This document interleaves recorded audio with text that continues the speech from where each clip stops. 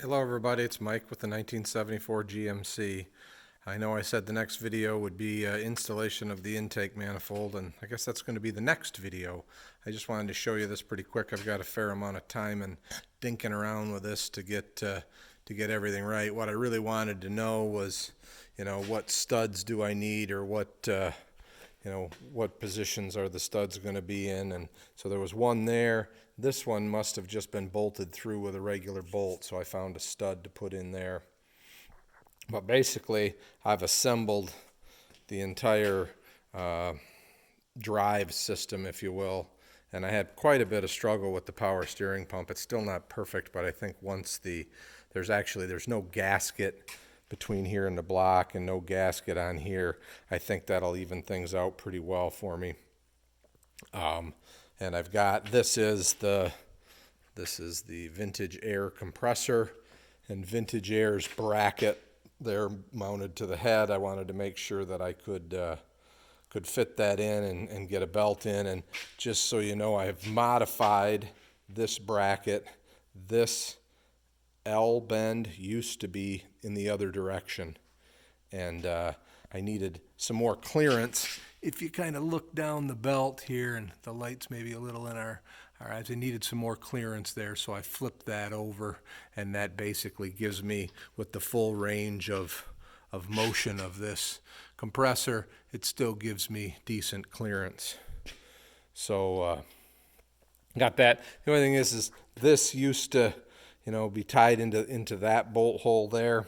So I'm either going to zip this bracket off because it seems just fine the way it is, or I may weld a tab on and pick up to this fastener here where the new compressor bracket is. I'm hoping this fits in good. I think it should. It looks pretty close to where the original was. The only issue I have now is there's the oil fill and the oil fill elbow and whatever. I'm going to have to play with that when I get it in the vehicle. It looks like maybe I can cut this down a little and get it to come under and out here, under this and out here. But I guess I can kind of show you that.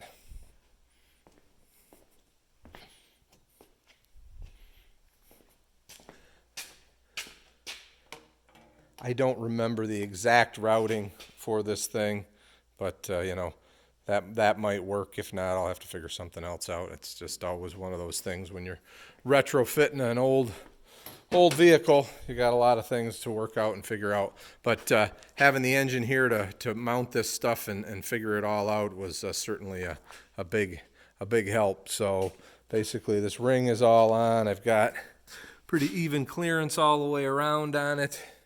The alternator lines up good with, well, the air conditioner is going to have to use the outside pulley.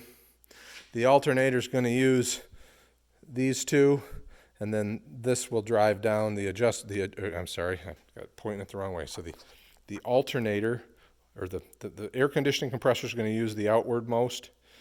The alternator and the power steering are going to use the middle, and then the power steering is just going to use this one as well. So I'll have 3 belts on there, and it should be good. Should be plenty of oomph to drive everything. I did talk with, this does have 2 grooves on it, but I did talk with the folks at Vintage Air, and they only need 1 belt driving it. It's just there for different positions. So that's what we got. So like I said, now we'll tear some of this stuff off and we'll get this intake manifold. I've got all the bolts in, making sure they're all not going to bottom out. They're, the bolts that were in there were all different kinds and all different lengths, and I've cleaned and tapped out the holes in the heads. I did that when they were off, and so pretty much ready to go. I'll get this tore off, and the next time you see me, we'll hopefully be installing an intake manifold. Thanks. Have a great day.